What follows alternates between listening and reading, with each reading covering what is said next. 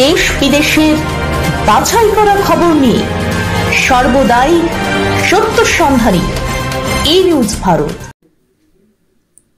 আবহাওয়া দপ্তর সূত্রে খবর, জুলাই মাসের শুরুতে বৃষ্টির খরা কাটতে চলেছে দক্ষিণবঙ্গে। জুনের শেষ ও জুলাইয়ের শুরুতে ভারী বৃষ্টির সম্ভাবনার কথা জানাচ্ছে হাওয়া অফিস। জুন মাসের শেষ ও জুলাইয়ের শুরুতে বঙ্গোপসাগরে ঘূর্ণাবর্ত নিম্নচাপে পরিণত হতে পারে, তার প্রভাবেই বাড়তে পারে বৃষ্টি। দক্ষিণবঙ্গে বর্ষা দেরিতে আসা এবং সেভাবে কোনো সিস্টেম না থাকায় বৃষ্টিতে ঘাটতির সম্ভাবনা রয়েছে। মঙ্গলবার থেকে পশ্চিমের জেলায় বৃষ্টি বাড়বে। বজ্রবিদ্যুৎ সহ হালকা থেকে মাঝারি বৃষ্টির সম্ভাবনা দক্ষিণবঙ্গের প্রায় সব জেলাতেই।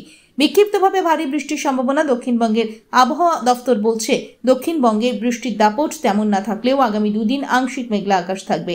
আজ কলকাতার আকাশ প্রধানত মেঘলা, বজ্রবিদ্যুৎ সহ হালকা থেকে মাঝারি বৃষ্টির সম্ভাবনা রয়েছে। বাতাসে জলীয় বাষ্পের পরিমাণ বেশি থাকায় আর্দ্রতাজনিত অস্বস্তি বজায় থাকবে।